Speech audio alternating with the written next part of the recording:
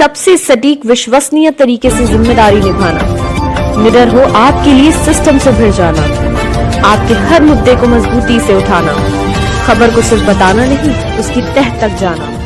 आप देख रहे हैं सहारा। देखिए, बिल्किस बानो का मैटर जो है वो अब रंग पकड़ रहा है और इतना ज्यादा रंग पकड़ रहा है, इतना ज्यादा रंग पकड़ रहा है कि राष्ट्रीय स्तर पर मुद्दा बन रहा है और लोग आवाज भी उठाने लगे। बिल्किस बानो का जिस तरह से मामला हुआ है और जिस तरह से गैंग रेप करने वालों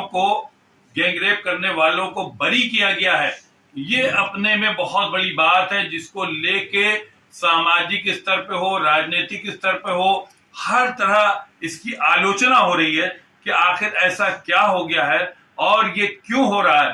क्या ये समझ में आए कि गैंग रेप करने वाले या रेप करने वाले दो भागों में बंट गए हैं, या इनको बांट दिया गया है कि एक तरफ निर्भया का होता है, एक तरफ दामिनी का होता है, या और भी बहुत से होते हैं, तो पूरा देश खड़ा हो जाता है, चिल्लाता है, मोमबत्ती निकालता है, जुलूस जल से निकालता है। लेकिन दूसरी तरफ अगर बिल्किस का होता है तो खामोशी हो जाती। आखिर क्यों, ये डिफरेंस क्यों है? इसी को लेके जो है बहुत कानपुर की जो समाज सेवी है रिया सिद्दीकी, जो कानपुर शहर में अपना एक अलग स्थान रखती है, आज हम उनसे बात करेंगे, वो खुद इस बारे में बताएं। क्या नाम है आपका? रिया सिद्दीकी। ये बताइए, जो बिल्किस बानो का है केस है और जिस तरह से इनको बरी किया गया, क्या कहेंगे आप इस बारे में?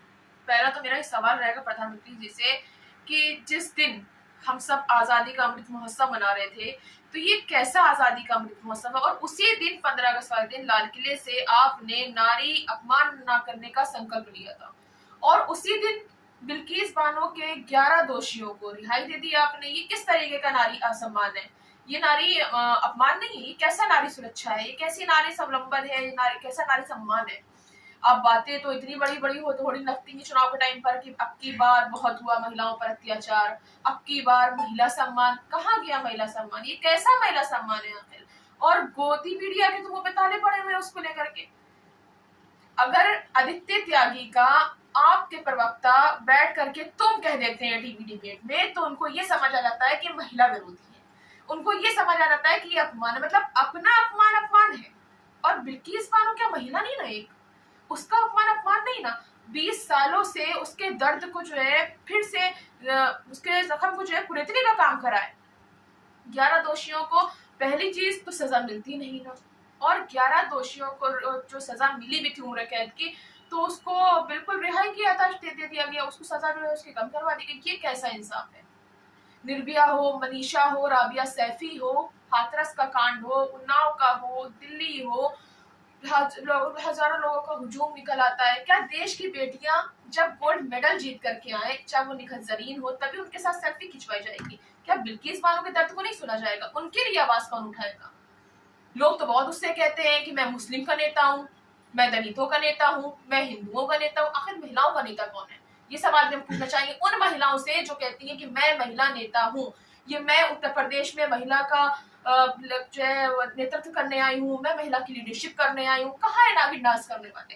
कहाँ है चूड़ियां भेजने वाली? कहाँ है खतनी की मौत पर आंसू बहाने वाली? क्या बिल्किस बानो नाम आप छोड़िए, आप सिर्फ और सिर्फ ये देखिए कि एक महिला है और उस महिला के साथ इंसाफ होना चाहिए। और मैं गुजरात सरकार से भी अपील करूंगी कि आप अपने फैसले को वापस लीजिए और बिल्किस बानो के साथ इंसाफ करते हुए 11 दोषियों को सजा दिलवाइए, जिससे बिल्किस बानो का जो जख्म है वो फिर से हरा ना हो सके। उसकी जो 20 साल पुरानी तस्वीर थी दर्दनाक मंजर की, वो खुद फिर से उसके सामने आ रही है। जिस तरीके से बिल्किस बानो अपना स्टेटमेंट दे रहे हैं, उसको आप ध्यान में रखिए। और कंगना रावत को तो Z+ सिक्योरिटी मिल जाती है, जब तक वो दोषी बाहर है।